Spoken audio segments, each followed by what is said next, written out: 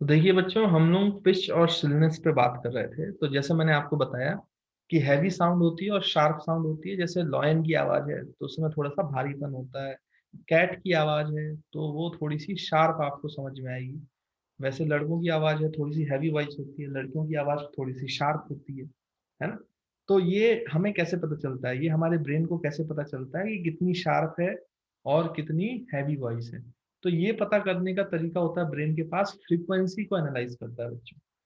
तो अगर फ्रीक्वेंसी ज्यादा होती है वो साउंड की, तो इसका मतलब उसकी शार्पनेस भी ज्यादा होगी।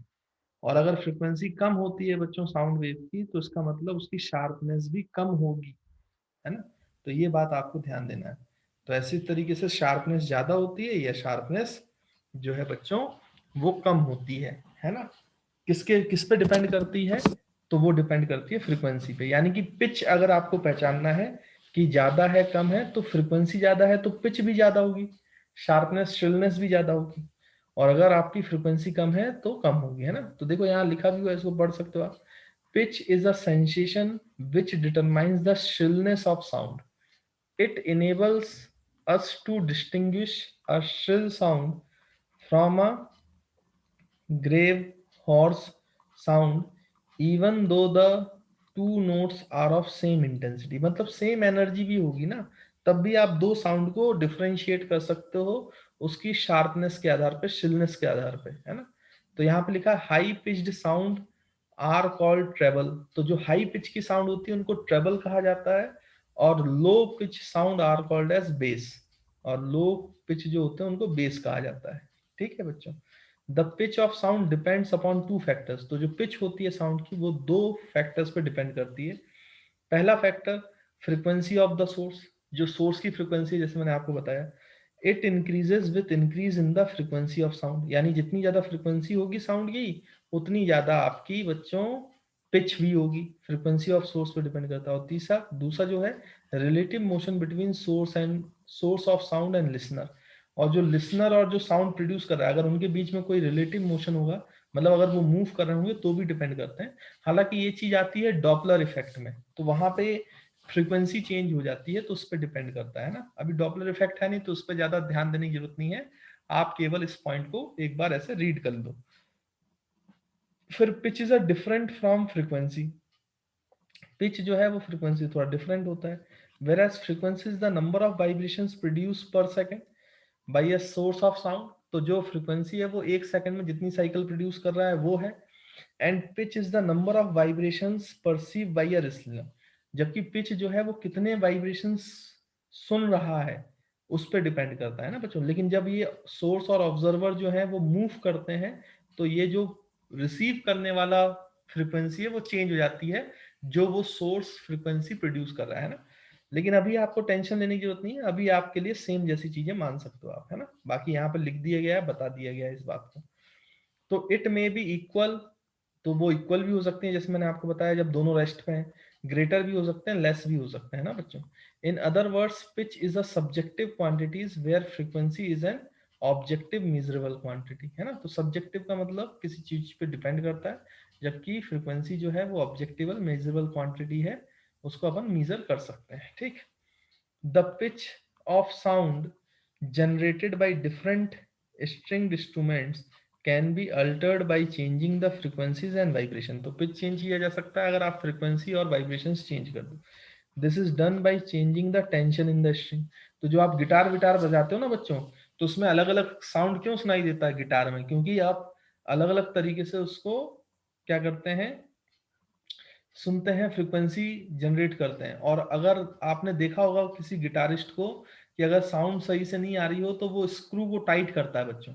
स्क्रू टाइट जो करता है ना गिटार का, उसमें वो स्ट्रिंग को और टाइट कर देता है, तो उसमें जो टेंशन होती है ना वो और ज्यादा बढ़ जाती है। तो टेंशन को चेंज करने से भी आपका जो है फ्रीक्वेंसी चेंज होती है, वही यहाँ पे लिखा हुआ है।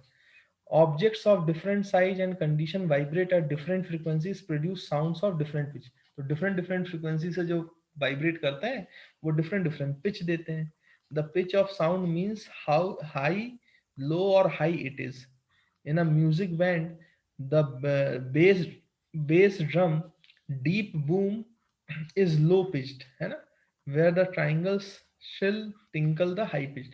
अब ये थोड़ा सा म्यूजिकल इंस्ट्रूमेंट वाला काम है, जिसको ज्यादा म्यूजिक समझ में आता है वो इस चीज को आसानी से समझ सकते हैं। इस तरीके से फिनोमेना होता है, काम होता है। नहीं है तो फिर आपको इतनी कुछ जरूरत की बात नहीं है, आपको इतने डिटेलिंग में म्यूजिक के बारे में नहीं पूछा जाएगा। तो आई होप आपको जो पिच है उसका बेसिक बेसिक मीनिंग जो है वो समझ में आ गया होगा ना बच्चों। तो यहाँ पे आप इसको जल्दी से देख सकते हैं, फिर हम आगे बढ़ते हैं। तो देखिए बच्चों, अगर हम वेव फॉर्म की बात करें तो वेव फॉर्म के टर्म्स में ऐसे देखा जा सकता है। देखो, इसकी फ्रीक्वेंसी कब कम है, क्योंकि इसकी जो एक साइकिल कंप्लीट हो रही है वो थोड़ा ज्यादा टाइम लेगी। जबकि नीचे वाला देखो बच्चों, एक साइकिल जो कंप्लीट हो रही है बहुत कम टाइम में, बहुत कम डिस्टेंस में हो जाती है। तो ये एक सेकंड में ज्यादा साइकिल्स कवर करेगा, ये एक सेकंड में कम साइकिल कवर करेगा। तो इसकी फ्रीक्वेंसी हाई होगी, इसकी फ्रीक्वेंसी लो होगी, जबकि दोनों का एम्पलीट्यूड और इंटेंसिटी सेम है। इसलिए ये हाई पिच्ड साउंड है, हाई पिच्ड साउंड, और ये लो पिच साउंड। तो ये ज्यादा शार्प होगी, श्रिल होगी, जबकि ये थोड़ी सी हैवी वॉइस होगी। तो मेरे ख्याल से आपको वेव फॉर्म से भी समझ में आ रहा है कि आप वेव फॉर्म डायग्राम से कैसे पहचानेंगे कि हाई पिच वेव कैसी दिखाई देती है और लो पिच वेव जो है वो कैसी दिखाई देती है ना।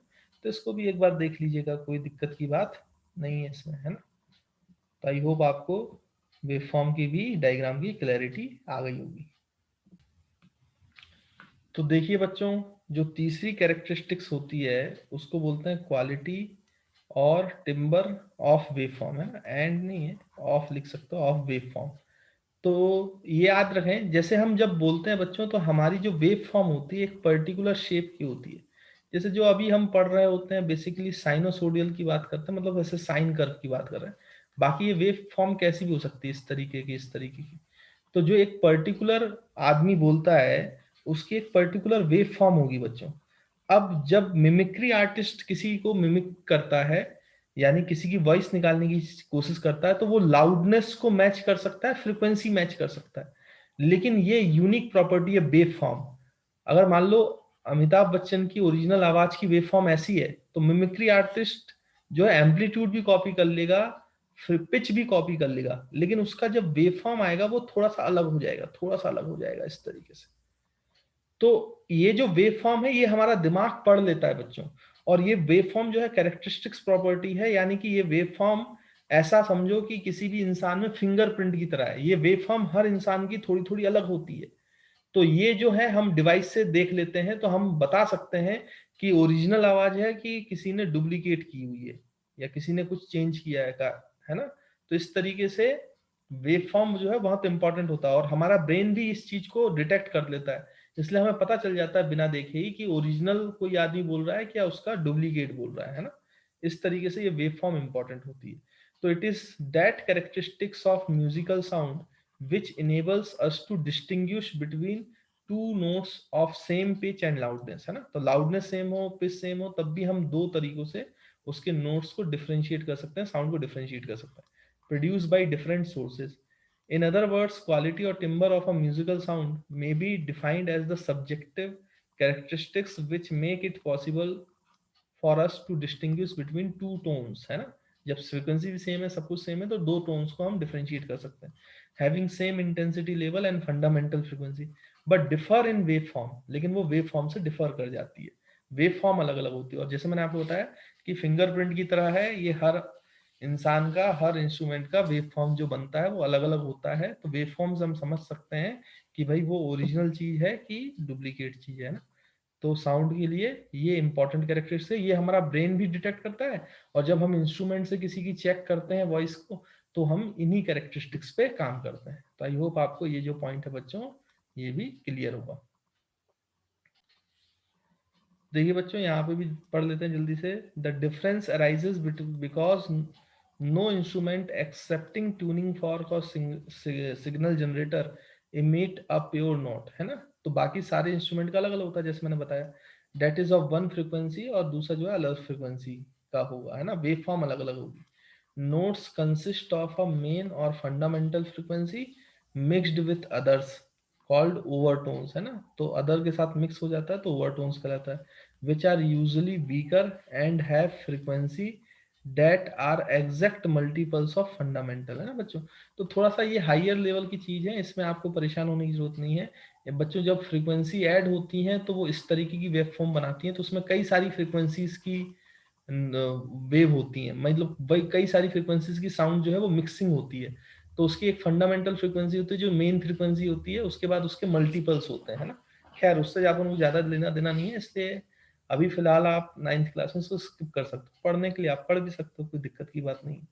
The number and strength of overtones decide the quantity of a note. और वायलिन हैज, जो वायलिन होता है इंस्ट्रूमेंट होता है ना बच्चों, has more and stronger higher overtones than a piano. तो पियानो से ज्यादा स्ट्रॉन्गर और हाइयर ओवरटोन्स होते हैं वायलिन में, है ना। Overtones 256 hertz. बाकी ये इंस्ट्रूमेंटल चीजें हैं बच्चों, इसको आप डाटा को स्किप भी कर दोगे तो कोई दिक्कत की बात नहीं है, इसको पढ़ने की जरूरत नहीं है ना। वैसे ये नीचे का जो चीजें हैं इनको भी आप स्किप कर दो, अभी फिलहाल आपको काम नहीं है। सीआरओ वगैरह आपको पता नहीं होता है, कैथोड रे इसको वो बोलते हैं, है ना। तो वो डिस्प्ले होता है एक, है ना, वो बाद में डिवाइसेस में आपको समझ में आएगा। तो ये पैराग्राफ भी आप स्किप कर दो, इसकी जरूरत है नहीं कुछ, ठीक बच्चों। बाकी नीचे आप देख सकते हो, in other words timbre express our ability to recognize the sound of violin as differ that from a piano, even when the instruments are sounding the same note with equal loudness. Timbre depends primarily on the wave form of the sound, है ना, जैसे मैंने आपको बताया। तो देखो ये tuning fork का वेव फॉर्म है, देखो कितना शार्प है, जबकि पियानो का देखो इस तरीके का है। तो सेम लाउडनेस है, सेम फ्रीक्वेंसी है, फिर भी इनमें अंतर हमें समझ में आ जाता है जो हम सुनते हैं बीइंग हर्ड, क्योंकि इनका वेव फॉर्म अलग अलग होता है बच्चों, है ना।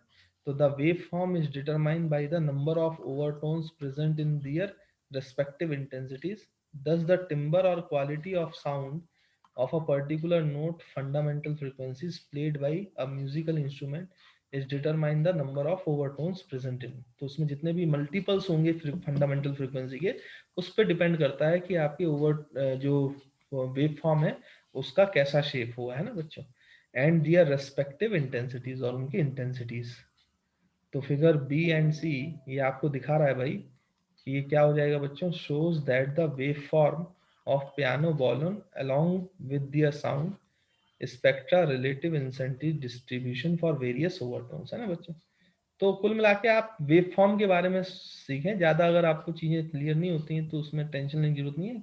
हायर लेवल की चीज़ें हैं वो इतने आसानी समझ में नहीं आएंगी अभी, है ना फिलहाल।